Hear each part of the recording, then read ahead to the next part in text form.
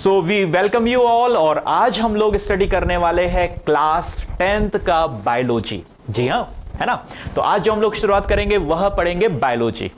लेकिन यहां पर हम जानते हैं कि यदि हमें एक अच्छी बिल्डिंग बनानी है तो उसके लिए हमें थोड़ा सा बेस मजबूत करना होता है। और क्लास 10th का बेस क्या है? क्लास 10th का फिर पहले अपन 9th की बात। हाँ। क्लास 9th में आपने सभी ने एक बहुत ही इंपॉर्टेंट चैप्टर को पढ़ा होगा और उस चैप्टर का नाम था सेल। और उसके बाद सेल में आपने टिश्यू को भी पढ़ा होगा।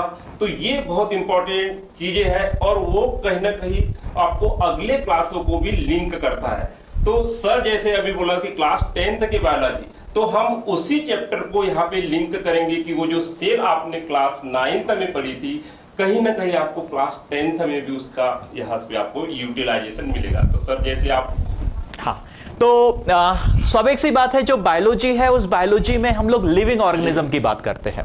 और यदि लिविंग ऑर्गेनिज्म की जब हम लोग बात करते हैं तो हम लोगों ने क्लास 9th में यह भी पढ़ा है कि लिविंग ऑर्गेनिज्म का ऑर्गेनाइजेशन अलग अलग होता है। यानी उसमें हम लोगों ने यूनिसेलुलर ऑर्गेनिज्म के बारे में भी पढ़ा है। और यदि आप या मैं या जो हमें देख और सुन पा रहे हैं उनकी बात करें तो हम सब लोग क्या है? हम सब लोग मल्टी सेलुलर ऑर्गेनिज्म है।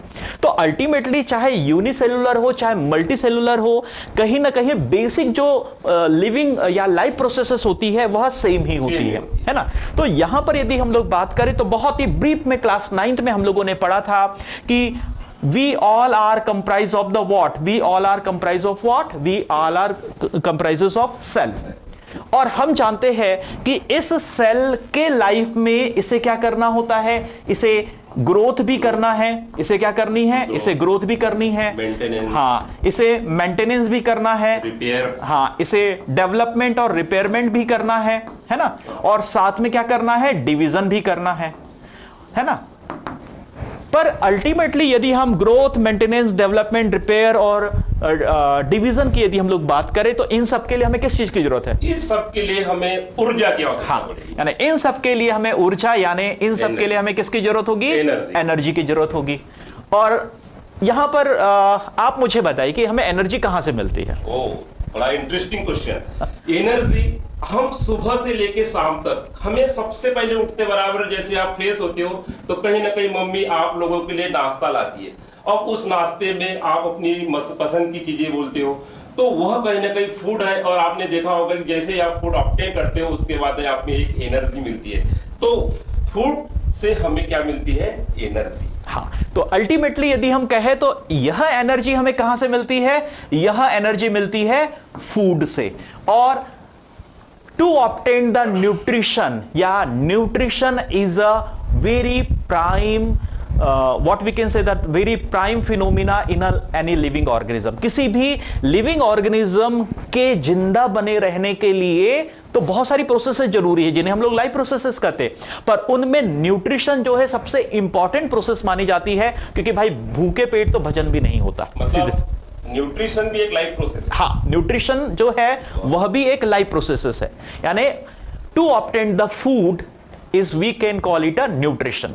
तो यही हमारे आज का चैप्टर है, लाइफ प्रोसेसेस। और उस लाइफ प्रोसेस में हम लोग क्या पढ़ने वाले हैं?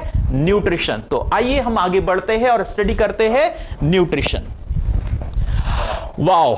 तो कहीं ना कहीं मेरे ख्याल से ये जो जितने रंग बिरंगे और खूबसूरत यहां पर फूड आर्टिकल रखे हुए हैं, इसे देखकर आप यकीन मानिए मेरे मुंह में तो पानी आ गया। मुझे भूख लग गई है, आपको भी लगा होगा और आप लोगों को भी कुछ ऐसा ही लग रहा होगा। लेकिन हो सकता है यहां पर जो जितनी चीजें हैं उनमें से कुछ चीजें आपको बेहद पसंद और शायद कुछ चीजें पसंद ना हो, उसके बारे में लोग थोड़ी देर के बाद में बात करेंगे।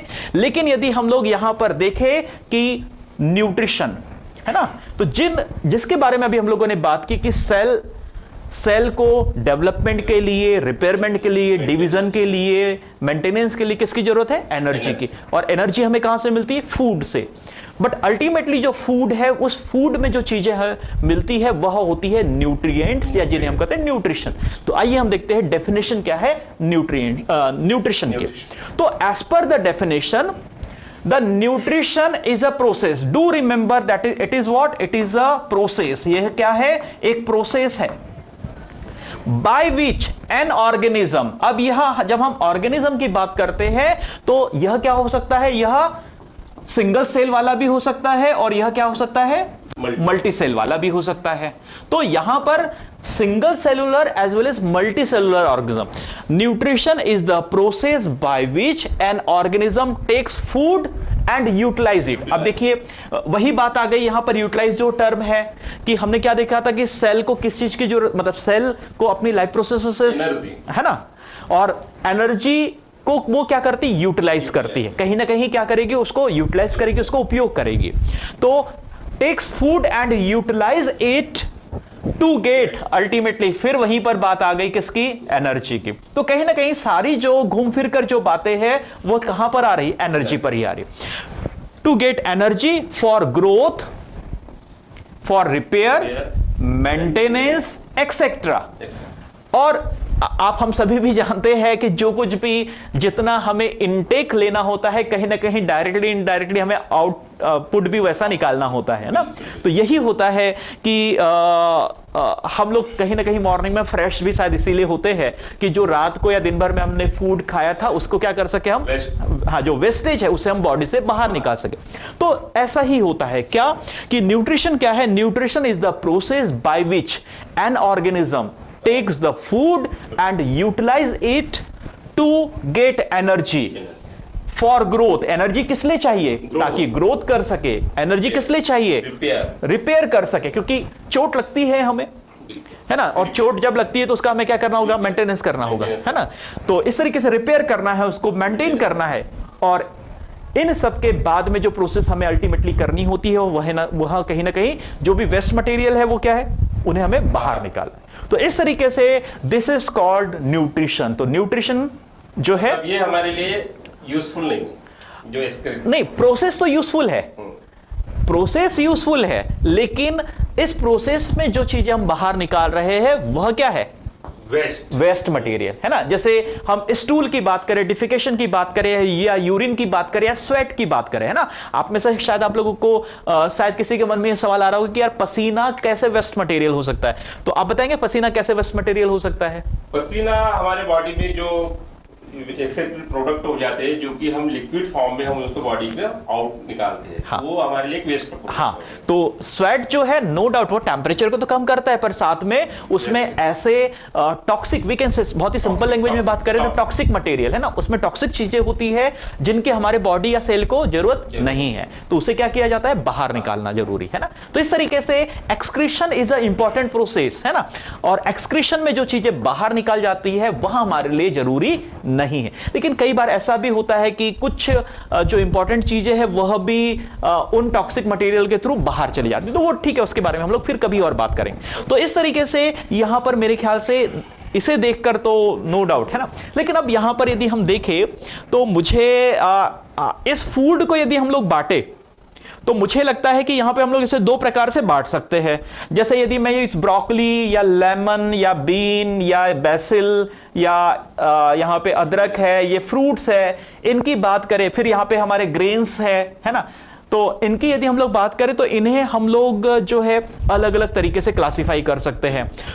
जैसे मैं तो, मुझे नॉनवेज बहुत पसंद है, सच कहूं तो मेरे लिए तो मैं तो ये सारी चीजें मैं खा सकता हूं। I don't know about you कि आपको इसमें से, मतलब आप वेज एंड नॉनवेज दोनों खा सकते हैं। बिल्कुल खा सकते हैं। क्यों? क्योंकि यहां पर क्या है, देखिए ये मेरी फूड हैबिट है, हो सकता है आपको नॉनवेज पसंद नहीं हो, या हो सकता है कि आपको शायद कोई इसमें से कोई चीज पसंद ना आए, है ना, तो वो हो सकता है। बट कहीं ना कहीं क्या है कि हमारे बॉडी को सभी टाइप के न्यूट्रिएंट्स की जरूरत होती है ना। और अल्टीमेटली यदि हम लोग यहां पर बात करें कि यह फूड हमारे पास में कहां से आ रहा है, फूड का रिसोर्स क्या है, तो इस बेसिस पर यदि हम न्यूट्रिशन के रिसोर्स की बात करें कि भाई ये सारी चीजें हमें कहां से मिल रही है, तो कहीं ना कहीं यदि हम इस मीट की बात करें तो हमें लगेगा कि यह किसी ऑर्गेनिज्म, एनिमल से मिल रहा है।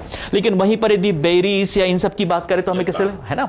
तो इस तरीके से फूड के रिसोर्सेस अलग अलग हो सकते हैं, लेकिन यहां पर न्यूट्रिशन को समझने के लिए हम उन्हें किन दो मेजर पार्ट में बांटते हैं, और वो दो पार्ट क्या है उसे हम आगे देखते हैं। और वो दो पार्ट है तो मोड ऑफ न्यूट्रिशन, तो वन इज ऑटोट्रॉपिक और दूसरा क्या है, हेटरोट्रॉपिक। तो यहां पर यदि हम देखें तो यहां पर एक मुझे अजीब सा एक सीक्वेंस दिख रहा है कि कहीं ना कहीं यहां पर यह मुझे पता चल रहा है कि ये जो प्रोसेस है ये कहीं ना कहीं मुझे कैसी लग रही है, ये प्रोसेस मुझे यानी ये प्लांट जैसा लग रहा है मुझे, है ना, देखने से साफ समझ में आ रहा है कि ये क्या है, प्लांट जैसा है।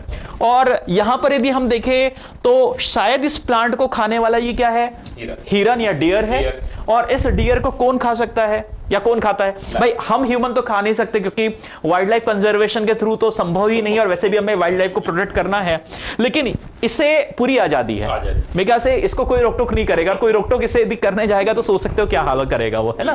तो इस तरीके से जो है यहां पर यदि हम समझे तो एक चीज हमें समझ में आ रही है कि ये इससे फूड ऑब्टेन कर रहा है और ये इससे फूड ऑब्टेन कर रहा है।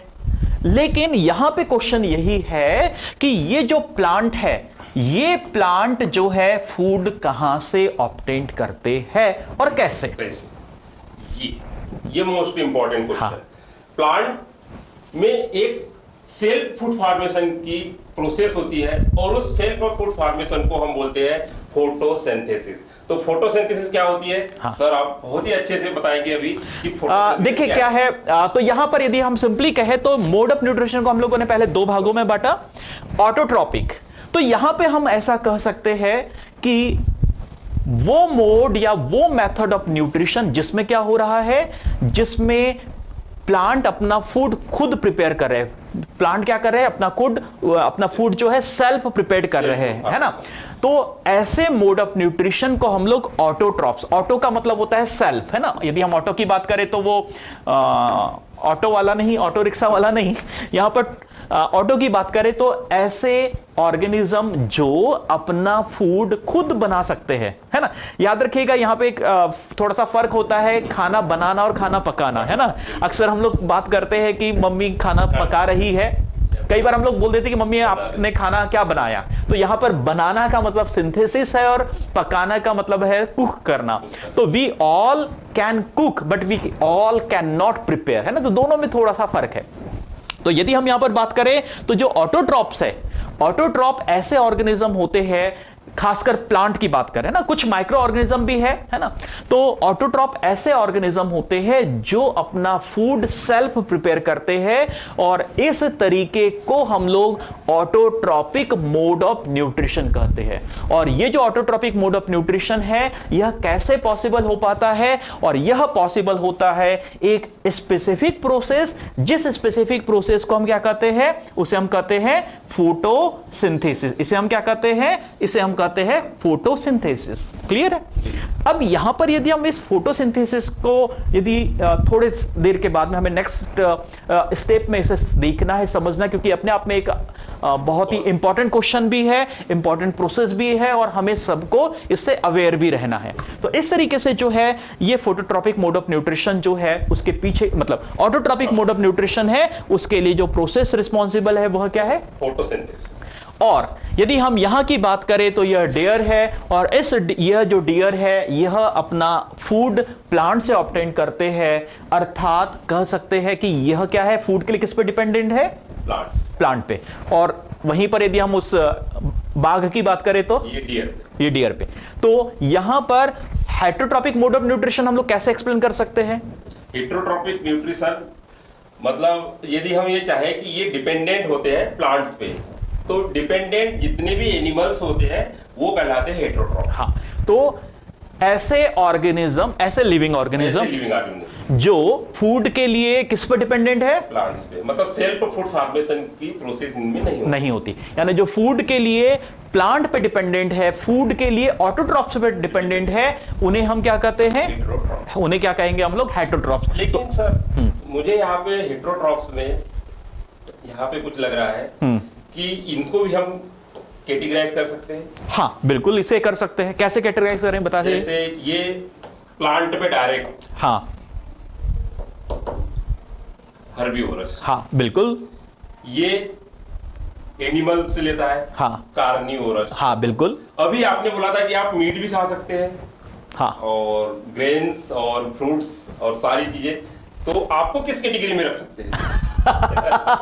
तो बिल्कुल सही, क्योंकि शेर मर जाएगा, शेर मर जाएगा, हालांकि शेर नहीं, ये बाघ है, बाघ मर जाएगा लेकिन घास नहीं खाएगा, लेकिन ये भी मर जाएगा लेकिन घास के अलावा, मतलब यह मांस नहीं खाएगा, मीट नहीं खाएगा। लेकिन यदि हम ह्यूमन की बात करें, हाँ, तो हम अपॉर्चुनिस्ट होते हैं ना, जो जिसको जैसा मिल जाए ऐसा हम कह सकते हैं। तो यही जो है, तो यदि ऐसे लोग, हाँ आप बोल। तो नहीं, मैं ये कह रहा था कि मैं तो मीट नहीं खाता हूँ, लेकिन मैं क्या हर्बीवोरस हो सकता हूँ?